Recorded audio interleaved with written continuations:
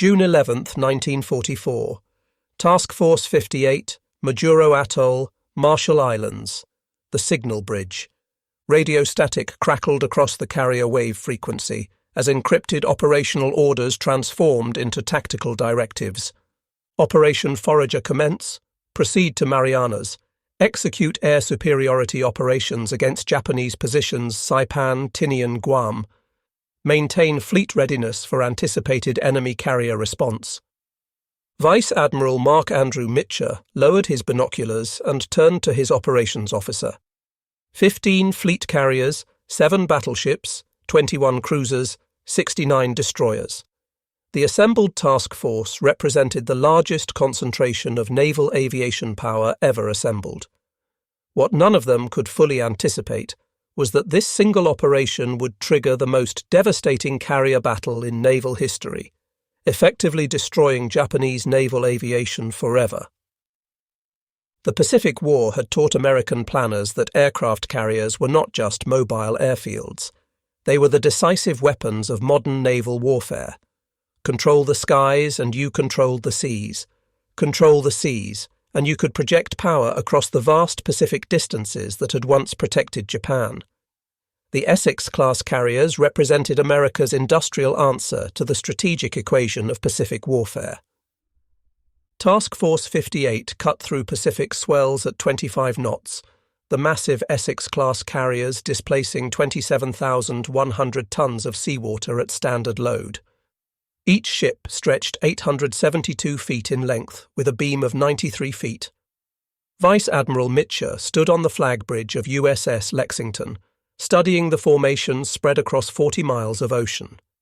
His command included 7 Essex-Class carriers: USS Essex, USS Yorktown, USS Hornet, USS Bunker Hill, USS Wasp, USS Lexington, and USS Enterprise, along with 8 Independence-class light carriers, including USS Belleau Wood, USS Bataan, USS Monterey, USS Cabot, USS San Jacinto, USS Princeton, USS Langley, and USS Cowpens. Each Essex-class carrier housed 3,448 men and an air group of 90 aircraft. The ships carried 4 squadrons, 36 F6F Hellcat fighters, 36 SB-2C Helldiver dive bombers, and 18 TBF Avenger torpedo bombers. The mathematics of carrier warfare were elegant in their simplicity. 900 aircraft operating from mobile platforms that could position themselves anywhere across the Pacific. Each carrier possessed 4 elevators capable of cycling aircraft between the hangar deck and flight deck in 45 seconds. The flight deck catapults could launch an aircraft every 30 seconds during surge operations. Captain Arleigh Burke, Mitscher's chief of staff, had calculated the tactical implications with characteristic precision. Harvard Law School graduate turned naval strategist, Burke understood that carrier warfare was ultimately about time and space equations: launch cycles, recovery windows, fuel consumption rates, ammunition expenditure. The difference between victory and defeat often came down to minutes in launch timing and nautical miles in positioning. Aboard the Japanese carrier Taiho, Vice Admiral Jisaburo Ozawa reviewed his operational orders for Operation A-Go. The newest and largest carrier in the Imperial Japanese Navy, Taiho displaced 29,300 tons and carried 75 aircraft. Her armoured flight deck, unique among Japanese carriers, was designed to withstand 500-pound bomb hits. 9 carriers with 430 aircraft represented Japan's last concentrated carrier striking force. The first mobile fleet included the veterans Shokaku and Zuikaku, survivors of Pearl Harbor, along with fleet carriers Junyo and Hyo, light carriers Ryuho, Chitose, Chiyoda, and Zuiho. But the numbers concealed a fatal weakness that plagued all Japanese carrier operations by mid-1944. Pilot quality had deteriorated catastrophically. Where Pearl Harbor veterans had averaged 700 hours of flight time, the pilots aboard Ozawa's carriers averaged fewer than 275 hours. Some had as little as 100 hours total flight time. The mathematics of attrition had destroyed Japanese naval aviation, as surely as any weapon. The Imperial Navy had lost over 400 experienced pilots at Midway, another 250 at Eastern Solomons and Santa Cruz, and hundreds more during the grinding Solomons campaign. The American carriers formed into 4 task groups as they approached the Marianas on June 11th. Task Group 58.1 under Rear Admiral Joseph "Jocko" Clark, with carriers Hornet, Yorktown, Belleau Wood and Bataan. Task Group 58.2 commanded by Rear Admiral Alfred Montgomery, with Bunker Hill, Wasp, Monterey and Cabot. Task Group 58.3 led by Rear Admiral John Reeves, with Flagship Enterprise, Lexington, San Jacinto and Princeton. Task Group 58.4 under Rear Admiral William Harrell, with Essex, Langley and Copens. At 1300 hours on June 11th, the first Essex-Class fighter sweep launched against Japanese airfields in the Marianas. Lieutenant Commander Charles Brewer, commanding VF-15 from USS Essex, led 32 Hellcats toward Saipan's Azlito airfield. The Grumman F6F Hellcat represented everything the Essex-Class carriers embodied: superiority through industrial mass production. Powered by a 2,000 horsepower Pratt & Whitney R2800 double Wasp engine, the Hellcat could reach 380 miles per hour and climb to 20,000 feet in 7 minutes. Radar operator First Class James Chen aboard USS Essex tracked the fighter sweep on his SK air search radar. The system could detect aircraft at ranges up to 100 miles and altitudes up to 30,000 feet. Stop every few degrees, analyze the return signal, calculate range and bearing. The Marianas air defense consisted of approximately 500 Japanese aircraft, but only half were operational. At 1335, Brewer's Hellcats encountered the first Japanese defenders. 30 Mitsubishi A6M0s rose to intercept, but the engagement was brutally one-sided. The Zero, revolutionary in 1940, was now catastrophically obsolete. Maximum speed of 331 miles per hour. Climb rate to 20,000 feet required 9.5 minutes. No armor protection for the pilot. No self-sealing fuel tanks. Most critically, the Japanese pilots averaged less than 200 hours of flight time, with many having fewer than 100 hours. The first day's combat over the Marianas destroyed 147 Japanese aircraft for the loss of 11 American planes. Commander David McCampbell, commanding Air Group 15 from Essex, would later describe it as clubbing baby seals. The Japanese pilots flew predictable patterns, failed to maintain formation integrity, and showed poor gunnery skills. Their tactical communications were confused and contradictory. Japanese naval intelligence monitoring American radio traffic from Tawi-Tawi began to understand the magnitude of the threat. Emergency messages went out to Admiral Ozawa, ordering the mobile fleet to sortie immediately for the decisive battle. Operation Ago was activated. The plan called for land-based aircraft from the Marianas to attack and damage the American carriers, allowing Ozawa's carrier aircraft to deliver the killing blow. On June 13th, cryptanalysts at Fleet Radio Unit Pacific intercepted and decoded Japanese message traffic revealing Ozawa's intentions. The mobile fleet would sortie from Tawi-Tawi, refuel in the Philippine Sea, then attack the American invasion force at Saipan. Admiral Raymond Spruance, commanding 5th Fleet, made the critical decision that would shape the battle. Rather than pursue the Japanese fleet, Task Force 58 would remain tied to the invasion beaches, forcing Ozawa to come to them. Executive Officer John Williamson aboard USS Yorktown calculated the tactical geometry. Japanese carrier aircraft had longer range than their American counterparts. Zeros could fly 1,940 miles on internal fuel. Kates and Vals had similar endurance. American Hellcats had a combat radius of 340 miles, Helldivers 276 miles, Avengers 275 miles.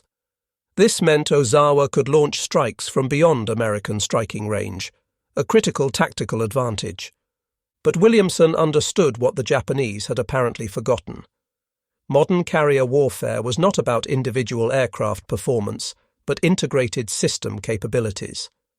Radar-directed fighter control, proximity-fused anti-aircraft shells, damage control procedures, communications discipline. The Essex-Class carriers possessed overwhelming advantages in every category except aircraft range. At 21:30 on June 18th, submarine USS Kavala detected the Japanese mobile fleet 360 miles west-southwest of Saipan. Lieutenant Commander Hermann Kossler tracked the enemy formation for 6 hours, transmitting contact reports that reached Spruance by 0300 on June 19th. The Japanese were approaching from the west, apparently unaware their position was known. Dawn on June 19th, 1944. Weather conditions were ideal for carrier operations. Ceiling unlimited, visibility 40 miles. Moderate easterly trade winds at 14 knots. Sea state 3 with long Pacific swells. Perfect flying weather for what would become the largest carrier battle in history. At 0730, radar operators aboard USS Yorktown detected the first Japanese strike wave at 140 miles range. 69 aircraft approaching from the west at 18,000 feet. Fighter Direction Officer Lieutenant Joseph Eggert began vectoring combat air patrol fighters to intercept. The new Grumman F6F Hellcats, armed with 6.50 caliber machine guns carrying 400 rounds per gun, climbed toward the incoming raid. Lieutenant Alex Vraciu, flying from USS Lexington, was among the first to engage. An ace with 12 previous victories, Vraciu would later describe the interception. I couldn't believe it. They were flying in perfect formation like it was an air show. No weaving, no cover, just straight and level. In 8 minutes of combat, Vraciu shot down 6 Japanese aircraft, becoming an ace in a day. The Japanese strike leader, Lieutenant Commander Akira Tarui from carrier Taiho, had never faced radar-directed fighter interception. His pilots, averaging 150 hours flight time, were unprepared for the coordinated Hellcat attacks. American fighters engaged from above and behind, using superior speed and firepower to devastating effect. Of 69 aircraft in the first wave, 42 were shot down before reaching the American fleet. At 0910, submarine USS Albacore fired 6 torpedoes at carrier Taiho from 5,000 yards. One torpedo struck the carrier's aviation fuel system, causing vapor leaks that would prove fatal.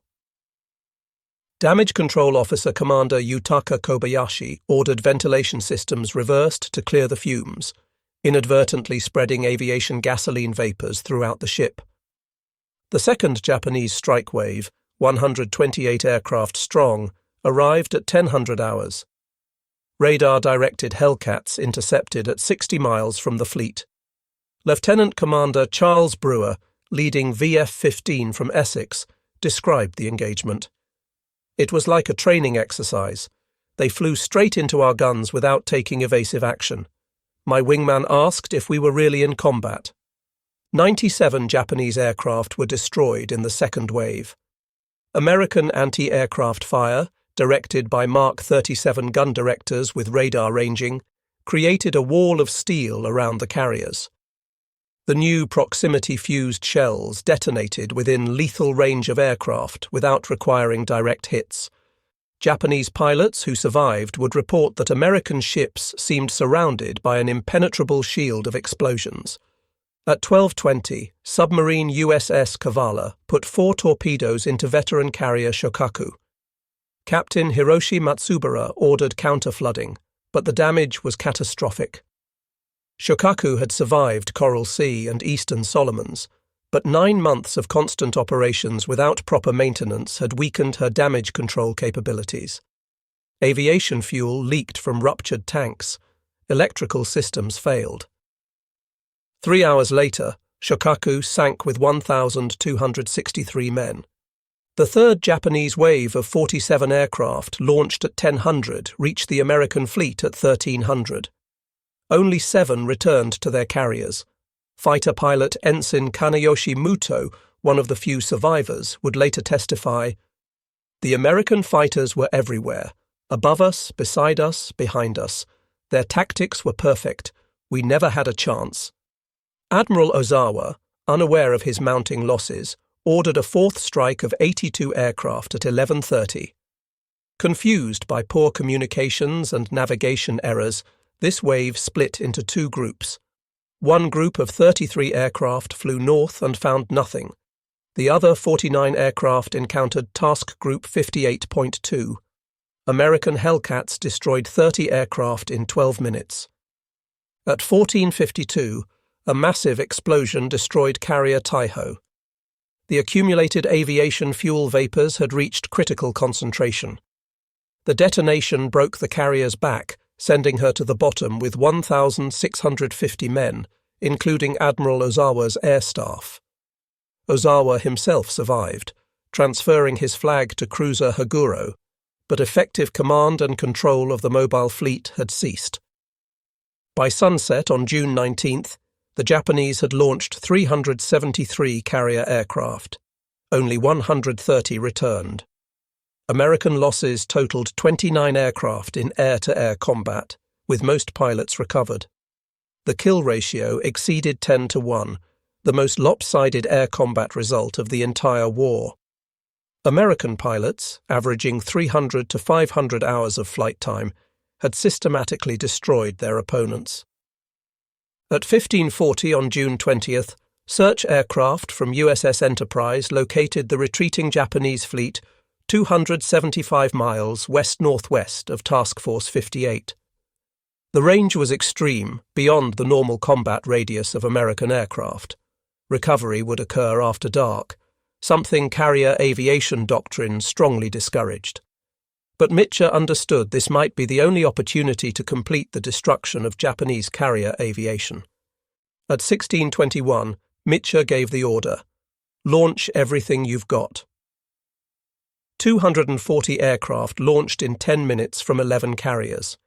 85 Hellcats, 77 dive bombers, 54 torpedo bombers. Fuel calculations were critical. Each pilot knew they had exactly enough fuel for the strike and return, with no margin for error. Lieutenant Commander James Jig Dog Ramage, leading Bombing Squadron 10 from Enterprise, briefed his pilots. "Gentlemen, this is a one-way ticket unless you watch your fuel. Lean mixture, optimal cruise settings, no unnecessary manoeuvring.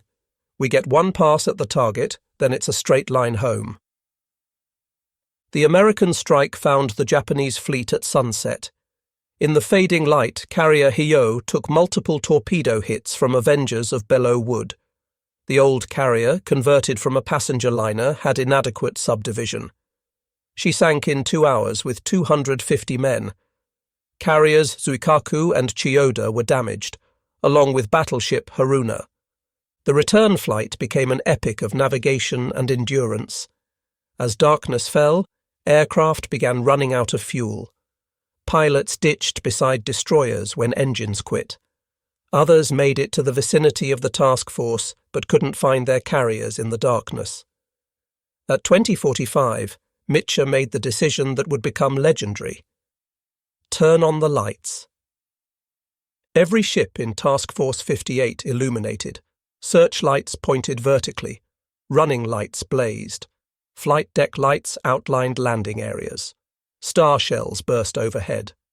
For 2 hours the fleet recovered aircraft, many landing on any available deck. 80 aircraft were lost, but most pilots were rescued.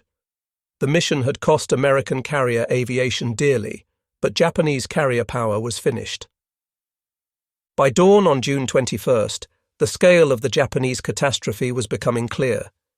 In 2 days of combat, the Imperial Japanese Navy had lost 3 fleet carriers, Taiho, Shokaku, and Hyo. More critically, they had lost between 476 and 600 aircraft, including land-based planes, and approximately 445 aircrew. The survivors flying back to Ozawa's remaining carriers possessed neither the skill nor experience to conduct offensive operations. American losses totaled 123 aircraft, with 76 aircrew killed. More importantly, Task Force 58 still possessed over 750 operational aircraft with trained pilots. The industrial mathematics were inexorable. American training programs were producing 2,000 new naval aviators per month. Each pilot received 500 hours of flight training, including 50 hours in operational aircraft types. Advanced training included radar interception, night operations, and instrument flying. Japanese pilot training had collapsed to 100 to 150 hours total, with many pilots receiving as little as 50 hours in operational types. Fuel shortages limited training flights. Experienced instructors had been recalled to combat units. The accelerated programs produced pilots who could barely take off and land, let alone engage in combat maneuvering. Commander David McCampbell, who would become the Navy's leading ace with 34 victories, analysed the tactical implications. By June 1944, we weren't fighting the Japanese Navy that attacked Pearl Harbor. Those pilots were dead. We were fighting kids who could barely fly. The Essex carriers and their air groups were weapons designed for industrial warfare, and Japan couldn't compete. Statistical analysis revealed the devastating efficiency of American carrier operations. Each Essex-Class carrier could launch a full strike of 40 aircraft in 12 minutes. Recovery operations required 18 minutes. Rearming and refueling took 45 minutes. In theory, each carrier could generate 3 full strikes in 4 hours. With 15 carriers operating in coordination, Task Force 58 could put 600 aircraft over a target simultaneously. The Battle of the Philippine Sea shattered Japanese naval aviation beyond recovery. Admiral Toyoda's subsequent assessment was blunt. The first mobile fleet has been rendered ineffective as an offensive force. Our carrier pilot strength is exhausted. We must adopt alternative tactics. Those alternative tactics would manifest 4 months later as kamikaze attacks, the desperate resort of a navy that could no longer train conventional pilots. Vice Admiral Ozawa, rescued from the water after Taiho's sinking, submitted his final report on June 24th. The enemy's radar-controlled interception was perfect. Their pilots displayed overwhelming superiority in every aspect of air combat. Our attacks were defeated before they could reach effective range. The mobile fleet's air groups have ceased to exist as a combat force. The Essex-Class carriers had validated the American approach to naval warfare through industrial mass production. Each ship incorporated lessons learned from previous combat. Improved ventilation systems prevented the accumulation of explosive vapors. Enhanced damage control training meant that even severely damaged ships like USS Franklin and USS Bunker Hill would survive attacks that would have sunk earlier designs. Production statistics revealed the futility of Japanese resistance. By June 1944, American shipyards had commissioned 7 Essex-Class carriers, with 17 more under construction. The Newport News Shipbuilding Company alone was launching 1 carrier every 6 months. Total construction time had been reduced to 14 months through standardized components and assembly line techniques. The technological gap was equally decisive. American radar systems provided 100-mile detection ranges with height-finding capability. The Mark 37 gun director with Mark 12 radar could track aircraft at 40,000 yards. VT proximity fuses increased anti-aircraft lethality by 300%. Combat information centers coordinated defensive efforts with unprecedented efficiency. Japanese technology remained frozen at 1941 levels. The Zero fighter, revolutionary at war's beginning, had received only minor improvements. Radar systems were primitive and unreliable. Communications equipment was obsolete. Most critically, Japan lacked the industrial capacity to incorporate combat lessons into new designs.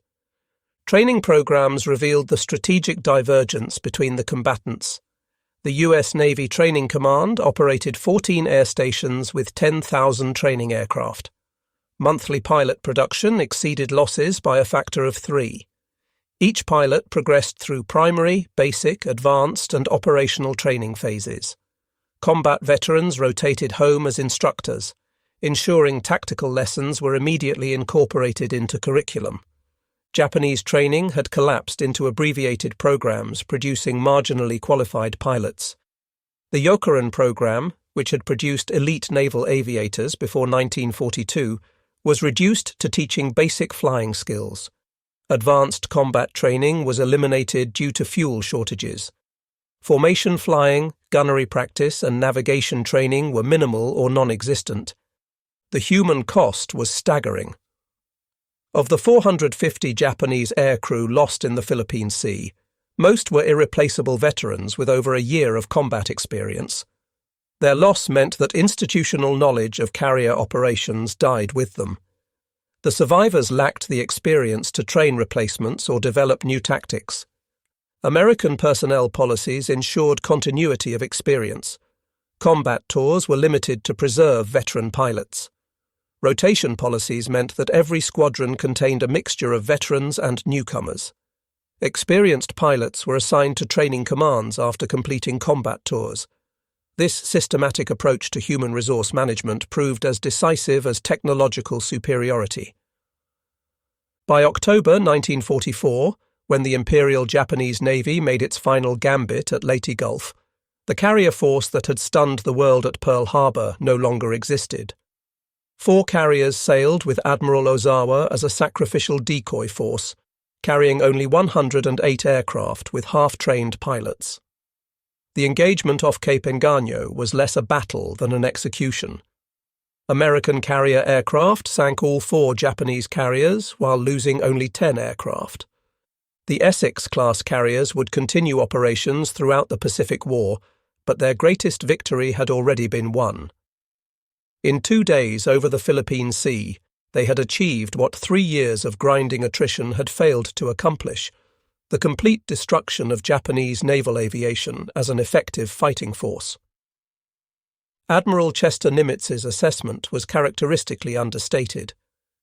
The Essex-class carriers and their air groups represented American industrial democracy at war. Mass production, technological innovation, and systematic training created a weapon system that the Japanese could neither match nor counter. The Battle of the Philippine Sea was not just a tactical victory, but a validation of the American approach to modern warfare. The legacy extended beyond World War II. 24 Essex-class carriers were completed, serving through Korea, Vietnam, and into the 1970s. USS Lexington, survivor of the Philippine Sea battle, remained in commission until 1991, a testament to the robust design that had revolutionized naval warfare. In the depths of the Pacific Ocean, 3 Japanese carriers rest on the seabed, their aircraft still in their hangars, their pilots at their stations. They stand as monuments to the last moment when individual skill and courage might have overcome industrial mass production. But mathematics, as Executive Officer Williamson had understood, was inexorable. The Essex-class carriers had not just won a battle. They had demonstrated that future naval warfare belonged to nations capable of mobilizing industrial democracy, technological innovation, and systematic training on a massive scale. The Philippine Sea marked the end of an era when naval aviation was an art practiced by elite warriors. The future belonged to nations that could transform warfare into an industrial process, where victory was determined not by individual heroism, but by production statistics, training hours, and technological specifications. The Essex-class carriers, products of American shipyards and crewed by citizen sailors, had forever changed the nature of naval warfare.